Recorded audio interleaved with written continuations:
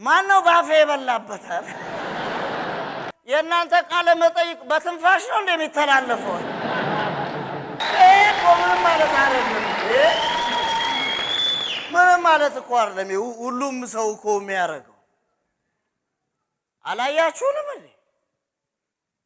በቴሌቪዥን እኮ ተቀረጽን እኮ። ለካ አልተላለፈም። አልነገርኳችሁ።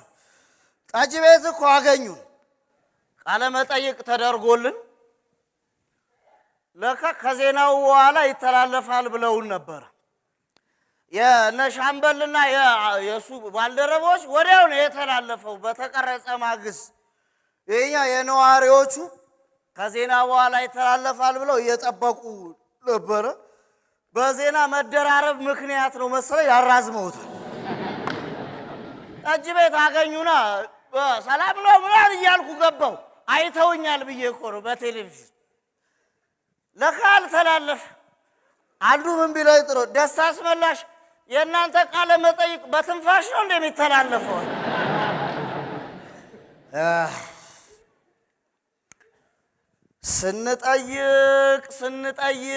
ስንጠየቅ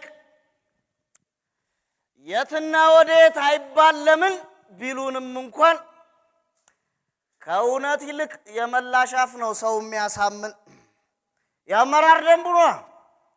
ቃለ መጠይቁ ሐሳቡ እንዴት መሰለ? መነሻው የነዋሪው ሰው በሙሉ ስብሰባ ተጠራ። ከበላይ አመራሮች መጥተው ሁላችንም ስብሰባው ላይ ተገኘንና ስብሰባው በአገር ሽማግሌዎች ምርቃት ተከፈተ። ብዙ ጊዜ ስብሰባ በሽማግሌዎች ምርቃት ከተከፈተ ወይ ጨንቋቸዋል ወይ ግራ ገብቷቸዋል ማለት ነው። ያው ከልምድ የተነሳ ነው። ብቻ የበላይ አካል ሲያወያዩን ገለጹ። ዋናው አጀንዳ አሉ። ዋናው አጀንዳ አመራሩንና ህዝቡን ማቀራረብ ነው አሉ። ሁሌ ነው ግራ የሚገባኝ ነገር። የበላይ አካላት በአጃቢ ተከበው መንገድ አዘግተው ነው የሚንቀሳቀሱት ህዝቡን ፈርተውት። ህዝቡም የበላይ አካላትን ፈርቶ ገና ሲያያቸው አቅጣጫ ቀይሶ ነው የሚሄድ። ታዲያ እንዴት ነው የሚቀራረቡት ጎበዝ? ብቻ መወያያ ርዕሱን ነገሩን። ምን አሉ? አው በግልጽ ነው ውይይታችን የምናደርገው። ስለኛ የሚሰማችሁና ስላለው ችግርና ሁኔታ በግልጽ ንገሩን አሉ። ከዚህ ጥያቄ በኋላ ሰው በሆዱ እንዲህ ያለ ይመስለኛል። ያኮ በግልጽ መናገር እኮ አይደለም የከበደን፣ እንዴት አድርገን እንደምንገልጽ ነው የጨነቀን። በግልጽ ስለናንተ እኮ ማውራት እንችላለን፣ መወያየት ግን ብናሳያችሁ ይሻላል። ያጠፋችሁትና የምታጠፉት ድንገት ካላያችሁት ምናምን አለ። ግን ከሁሉ እኛ የምንፈልገው ወይ መጨረሻችሁን ወይ መጨረሻችንን ማየት ነው።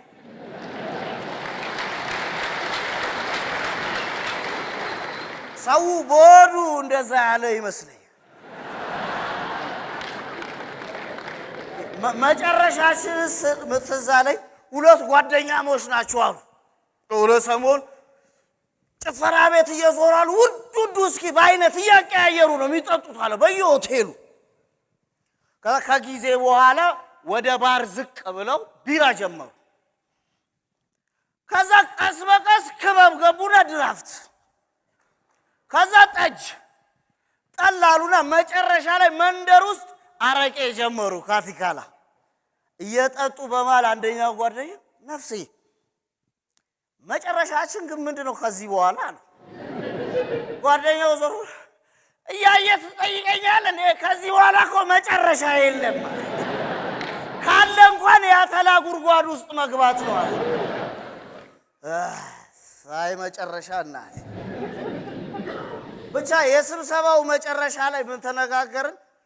ነዋሪው ጠየቀ። የኛ ሰፈር ነው በኩል አይን እንትያይ ለምንድን ነው ምን ለያይ እድል ይሰጠን እኛም በቴሌቪዥን እንታይ መክፈላችን ካልቀራይ እሺ ተብሎ ቃለ መጠይቁ የተፈቀደው በነገራችን የጋዜጠኛውን የመጀመሪያ ጥያቄ መንፈስሻ ነች ያስቀየረችው እሷን ጠየቃት ምን ይላል ጥያቄው ስለ አመራሩ ደካማ ጎን ምን ታስባለህ አሉት መንፈስሻ ምን ቢል ጥሩ እንዴ ወንድሜ በቴሌቪዥን እንትያይ እንጂ በጎሪጥ እንትያይ ነው እንዴ ተባባ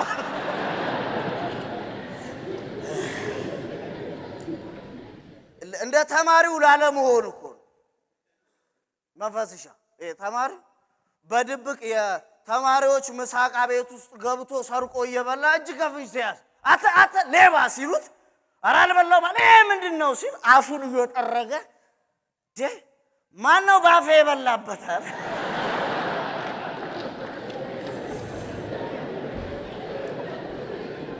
ችግር የለውም ወንድም ችግር የለውም ከሰው መንጠቅና የሰው ጉርሻ መውሰድ ዘመናዊነት ነው ስለተባለ አይዞ አደንግጥ ቢሉ ምን መሰለ አንተ ብትበላው ባትበላው መበላቱ አይቀርም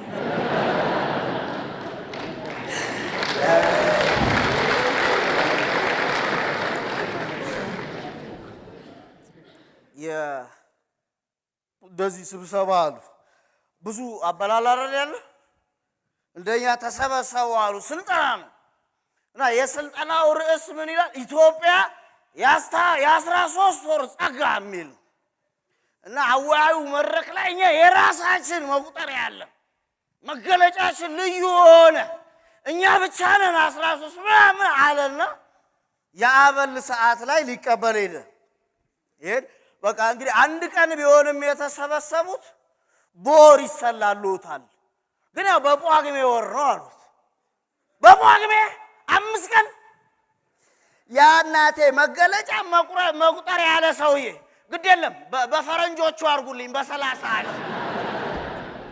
እንዴ ሲገለበጥ እኮ 13 ነው አለ ይበላል እኮ ጎበስ አረ ኤው አሰልጣኝ ምክትሉ ላሉ አላስቀምጥ ነው የሚለው አላሰራለው እና አንድ ጊዜ የውጭ ሀገር ስልጠና አሱትተው ለምክትሉ እድል ተሰጠ ተበሳጨላ ስልጠና ላይ ያለ ለምክትሉ ውጭ ሀገር ደወለ ያተ እዛ እንግሊዘኛ ምናምን ባባችንም ሞክር አንብብ እዚህ አባጨጓሬ ምናምን እንዳትበላለው ምክትሉስ ጌታዬ አባጨጓሬ በበላማ ኖሮ ድሮ በልቼ ነበር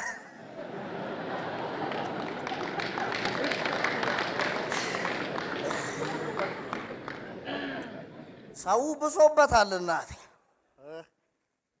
እንግዲህ እኛም ላለመበላት ነው ቃለ መጠይቅ የሰጠን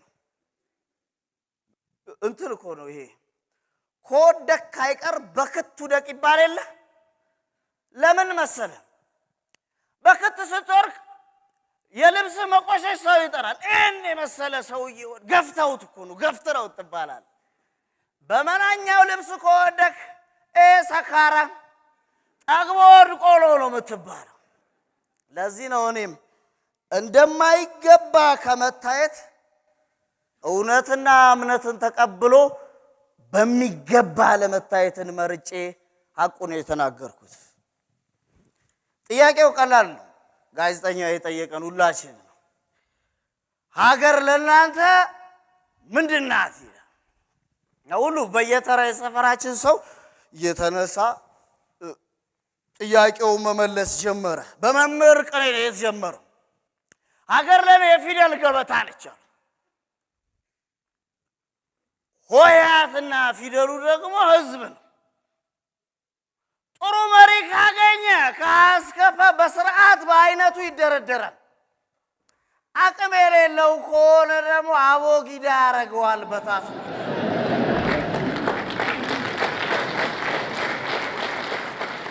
ነገር ግን ሆሄና ፊደል የሚባለው ህዝብ ፊደልነቱን አምኖ ገበታው ለማቆየት ከፈለገ አክብሮና በአንድ ቦታ ጸንቶ መቆየት አለበት አሉ። መንፈስሻ ቀጠለች።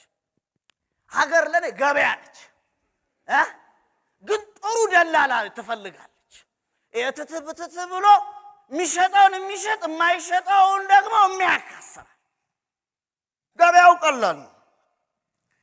ወይ ነጋዴ ይከስራል ወይ ሻጭ ይበደራል።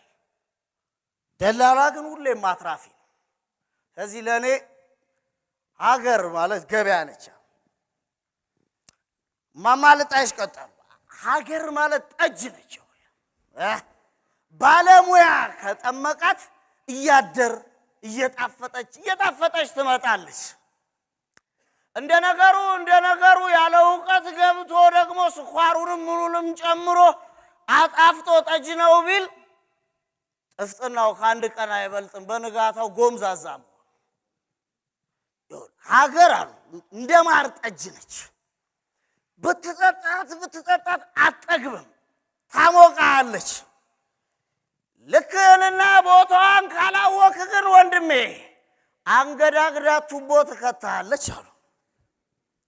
ቀጣይ ሻምበል ነው የመለሱት። ያለ ሀገር ለኔ አግዳሚ ወንበር ነች።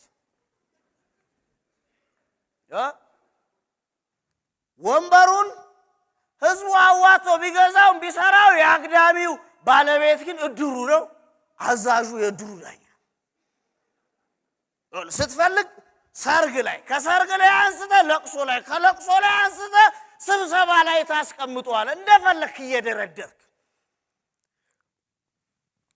ብፌ ሲል ጨርቅ ታለብስለታል። አግዳሚ አልጋ ሲል ትገጣጥምለታል። አረ መደገፊያ የለውም ካለ ቆም ህዝቡሌ መደገፍ ነው ያለበት ትለዋል። ምክንያቱም ሀገር አግዳሚ ወንበር ነች። ቀጠሉ። የድራችን ጥሩምባ ለፋፊ ጋሽ ጥሩምቤ ሀገር ለኔ ጥሩምባ ነች። ከጩኸት ውጪ ምንም ጥቅም የላት። ምን መርዶና ለቅሶ ከመለፈፍ ሰርግና ጥሪ ከመጥራት ውጪ ምንም ጥቅም የሌላት ነገር ነች። ሁሉም እያነሳ አይደል የሚያንጋጋባት አሉ። ታዲያ እሷን ይዘህ ሰው ውስጥ የሚወጣው ለምን መስሎ ነው? ወይ ቅጣቱን ፈርቶ ወይ ሰው ምን ይለኛል ብሎ ነው። ድምጿን አክብሮ መስሎ ጥሩምባ ነች አለ። በመጨረሻ ድሉኛ ጋር ደረሰ። ለእርሶስ ሀገር ማለት ምንድን ነች አለኝ። እነዚህ ቅድም የጠየካቸው ሰዎች ናቸው ለኔ ሀገር ማለት አልኩ። እንዴት? እነሱ እኮ የተለያየ ሀሳብ ነው ያላቸውና የገለጹት አለ እኮ። ሀገር ማለት የተለያዩ ሰዎች በአንድ ላይ የሚኖሩባት ማለት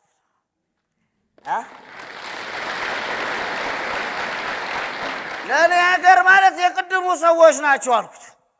ከሞትንም የምንሞተው፣ ከኖርንም የምንኖረው፣ ከጠፋንም የምንጠፋው እኔ በእነሱ እነሱ በኔ ነው። ለዚህ ነው እኮ አዝማሪው ባንጃው ደግሞ ግጥሟን ያላት በቂም ተደናቅፎ ትውልዱ ከቆመ ሰው ነበር ማርከሻው ሀገር ከታመመ።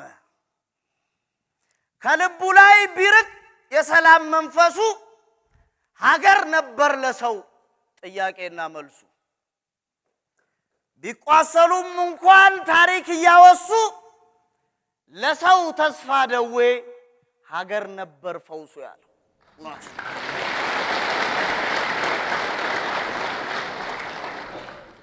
ጥያቄው ምን መሰለ? የትኛው ነው ትክክል የሚለውን መምረጥ። በራስ ውስጥ ሀገርን መፈለግ ወይስ በሀገር ውስጥ ራስን መፈለግ? መልሱን የሚያከብድብህ ምን መሰለ? ይህን ጥያቄ ተርጓሚ ይዘህ ከወሰድከው። ምክንያቱም የዚህ ሰፈር ተርጓሚ ከባድ ነው። አንዱ ውሃ ያለው ንግድ አያከስርም ሲባል ሰምቶ ነው አሉ። ወተት ውስጥ ውሃ እየከተተ ይሸጣል። የሰፈር ትርጉም እኮ ከባድ ነው። ከዛ ምንድነው ስትለው ያው እንዳገባቡ ነው ትርጉም ይላል። ወንድሜ ልክ ነህ፣ እንዳገባቡ ነው። ስኳርም ማርም እንዳገባቡ ነው ጠጅ የሚባለው። እፍጥና የሚለየው በመሰነባበት ላይ ነው ወንድሜ። ትርጉም እንዴት እንደሆነ ላሳይ። የሰፈር እንደው እንዲህ ሲቸገር እንዴት ዝም ይባላል አሉና የሰፈር ሰዎች አዋተው ለጎረቤታቸው እርጉዝ ግመል ገዙለት። ወዲያ ወለደችና ሰውየው ላሟ እንትሯ ግመሏን ወተት ይሸጣል ለሰፈሩ ሰው። ሌላ ደገመችለት። ከዛ የሰውዬ ውሃ እየጨመረ ይሸጣል። ብዙ ገንዘብ ያገኛል። የሰፈሩም ሰው ይገዛዋል። ግመሎቹ በርካታ ሆኑለት። ነገር ግን በስተውለትም ውሃ መጨመሩን አልተውም። አንድ ቀን ሰፈር ውስጥ ደራሽ ውሃ መጣ፣ ጎርፍ። ግመሎቹ እንዳለ ጠራርጎ ወሰደለት። አንድ የውሃውን ሚስጥር የሚያውቅ ሰው መጣ ሊያጽናናው። አይዞ አትዘን ወንድሜ አትዘን፣ ውሃ ሰጠ፣ ውሃ ነሳ።